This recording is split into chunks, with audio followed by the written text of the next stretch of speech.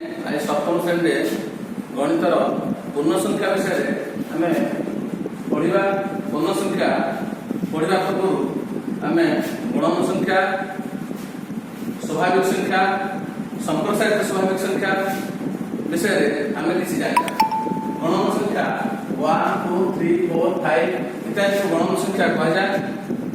गणन संख्या को स्वाभाविक संख्या कह जाए। संप्रसारित स्वाभाविक संख्या समस्त गणन संख्या सहित शून्य समेत समस्त गणन संख्या को संप्रसारित स्वाभाविक संख्या कह जाए। एवं पूर्ण संख्या शून्य समेत समस्त धनात्मक संख्या, समस्त ऋणात्मक संख्या को पूर्ण संख्या कह जाए। पूर्ण संख्या विषय हम जाने। पूर्ण संख्या मध्य आम किपर जोग करवा, जोग प्रक्रिया शिखा सेगुड़िक आम संख्या रेखा पूर्ण संख्या को आम धारणा पाइबा। गोटे शून्य समदूरता धनात्मक दक्षिण 1 2 3 4 5 6 7 एमती बाम पार्श्व -1 -2 -3 -4 -5 -6 6 -7 ये समदूरता एगुड़िक धनात्मक संख्या, एगुड़िक ऋणात्मक संख्या। शून्य समेत समस्त धनात्मक एवं ऋणात्मक संख्या को पूर्ण संख्या कह। पूर्ण संख्या मध्य आम जोग करवा। दुईटी पूर्ण संख्या को जोग कले से पूर्ण संख्या मिले, जहाँ पूर्ण संख्यार समृद्धि नियम बोली कहे। +2 +3 इक्वल टू +2 +3 इक्वल टू +5। यहाँ संख्या दर्शाइले, संख्या रेखा दर्शाइले +2 +3 +2 +3 इक्वल टू +5। दुईटी पूर्ण संख्या को जोग कले पूर्ण संख्या मिले। आ गोटे उदाहरण लेबा +5 -2 इक्वल टू +3। 0 1 2 3 4 5 6 7 8 -1 -2 -3 -4 -5 -6 -7। प्रथम आम +5 नवा।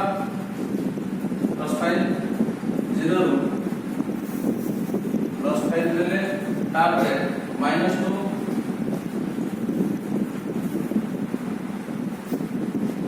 -2 ले +5 +-2 इक्वल टू +3।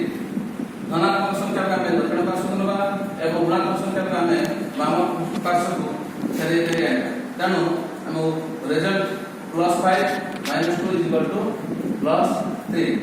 दुईटी पूर्ण संख्या जोग कले ताहा पूर्ण संख्या मिले, जहाँ पूर्ण संख्यार समृद्धि नियम कह जाए। पूर्ण संख्या को क्रम विनिमय कर लिखिले तार उत्तर एकाश +1 युक्त +2 इक्वल टू +3। सही बोली आम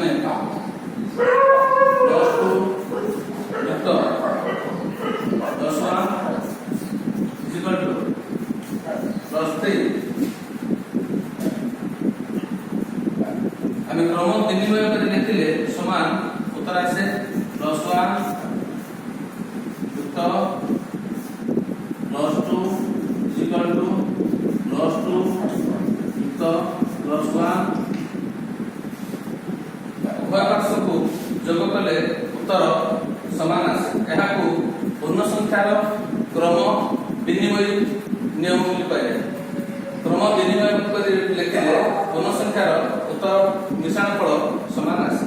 तेणु आम पूर्ण संख्या दुईटी नियम जानले। पूर्ण संख्या दुईटी पूर्ण संख्या मध्य जोग कले पूर्ण संख्या आसे। दुईटी पूर्ण संख्या क्रम विनिमय कर लिखिले मिसेले तार ସମାନ ସେ ପୂର୍ଣ୍ଣ ସଂଖ୍ୟା ଆସେ। ତାହାକୁ କ୍ରମବିନ୍ୟସ୍ତ ନିୟମ କୁହାଯାଏ, ତାହାକୁ ସମ୍ପୃକ୍ତି ନିୟମ କୁହାଯାଏ। ବର୍ତ୍ତମାନ କିଛି ଆମେ ଗୃହ କାର୍ଯ୍ୟ ପାଇଁ ଆମର ବହିରେ ଥିବା ଅଭ୍ୟାସ ପାଠ ନିଜେ କରି ଦେଖ ପୃଷ୍ଠା 5ରେ ଆମର କିଛି ପ୍ରଶ୍ନ ଅଛି। ସେ ପ୍ରଶ୍ନକୁ ଆମେ ଗୃହ କାର୍ଯ୍ୟ ପାଇଁ ଆମେ ଦେଉଛି, ସେଗୁଡ଼ିକ ତୁମେ ନିଜେ କରି ତା ଉତ୍ତର ହ୍ୱାଟ୍ସଆପ୍ ମାଧ୍ୟମରେ ପଠାଏ।